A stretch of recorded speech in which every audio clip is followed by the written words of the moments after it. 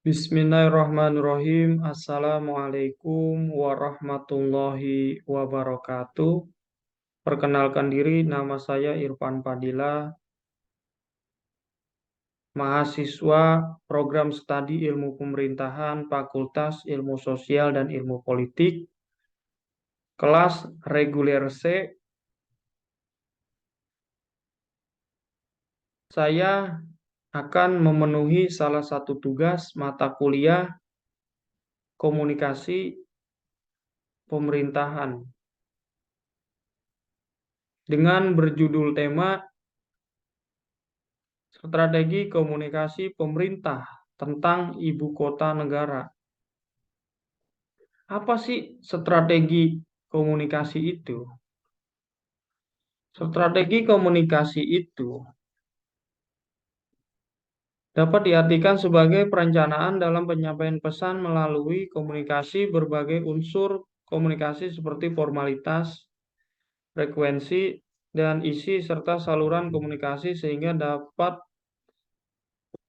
diterima mudah dan dipahami sehingga dapat merubah sikap dan perilaku komunikasi sesuai dengan tujuan komunikasi. Perubahan yang terjadi dapat meliputi perubahan mengenai pendapat, perilaku, ataupun sikap. Ada pula komunikasi yang dikehendaki direncanakan sehingga komunikasi tersebut dapat berjalan secara efektif. Dan selanjutnya membahas masalah komponen strategi menurut Effendi. Yang pertama, komunikator. Apa sih maksud komunikator? Komunikator itu adalah pihak yang bertindak sebagai pengirim pesan kepada komunikan dalam sebuah proses komunikasi. Dengan kata lain, komunikator merupakan seorang atau kelompok yang berinisiatif untuk menjadi sumber dalam sebuah hubungan. Yang kedua, pesan. Pesan adalah atau maksud yang akan disampaikan oleh suatu pihak kepada pihak lain. Yang ketiga adalah media. Dalam bermedia, media komunikasi adalah suatu alat atau sarana yang digunakan untuk menyampaikan pesan dari komunikator kepada media yang berdominan dalam berkomunikasi adalah panca indera manusia seperti telinga dan mata. Yang keempat, komunikan. Komunikan itu adalah pihak yang menerima pesan dalam sebuah proses komunikasi. Dalam hal ini, komunikan dapat berupa seorang individu, kelompok, atau bahkan publik yang tidak saling mengenal. Yang selanjutnya adalah efek. Apa sih maksud efek itu? Efek atau dalam istilah bahasa, suatu surat berharga yang bernilai serta dapat diperdagangkan. Efek juga dapat dikategorikan sebagai hutang atau ekualitas seperti obligasi dan saham. Dan yang selanjutnya saya membahas fungsi strategi komunikasi.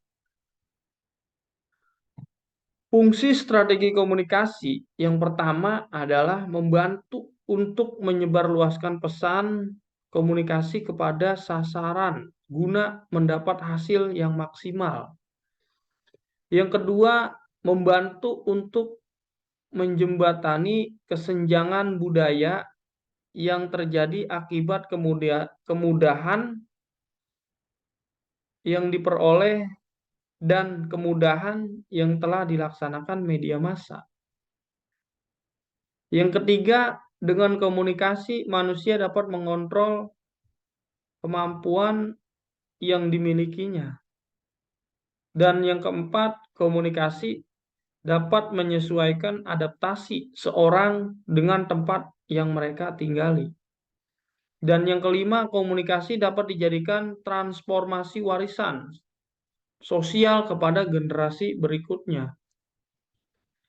Selanjutnya, saya membahas tentang komunikasi pemerintahan. Apa sih komunikasi pemerintahan itu? Komunikasi pemerintahan merupakan proses penyebarluasan dan pertukaran informasi di dalam dan di luar organisasi melalui komunikasi pemerintahan, badan eksekutif,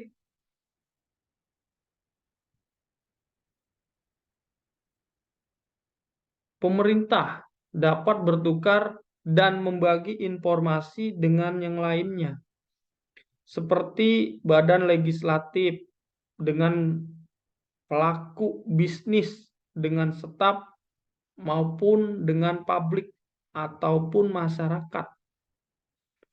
Secara umum, komunikasi pemerintahan yang dilakukan oleh badan eksekutif atau administrator atau manajemen pemerintah bertujuan untuk mempengaruhi yang pertama pemahaman, yang kedua sikap, dan yang terakhir perilaku.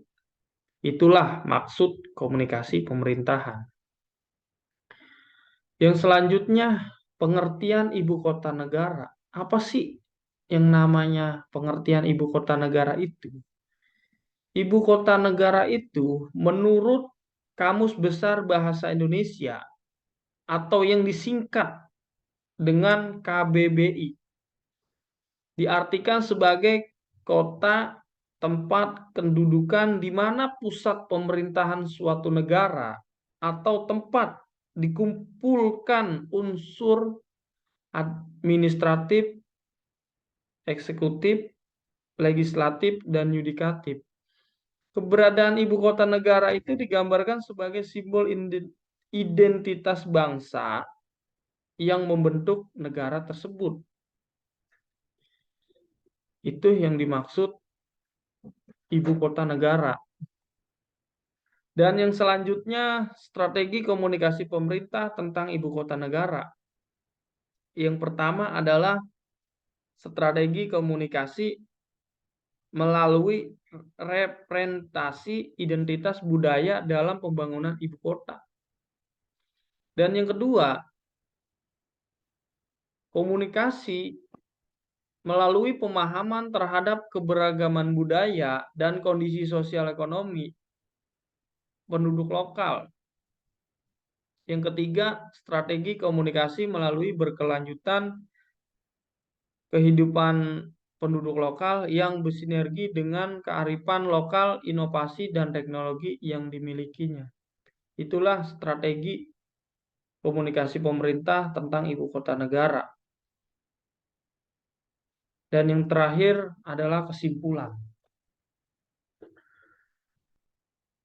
Kesimpulan di sini dalam makna semua ini mengenal komunikasi ibu kota negara. Tentu pemerintah dapat menggunakan strategi komunikasi di dalamnya agar terjadi suatu keharmonisan dan meminimalisir kesalahpahaman yang terjadi. Adapun strategi yang dapat digunakan yakni dengan representasi identitas budaya dalam pembangunan ibu kota negara.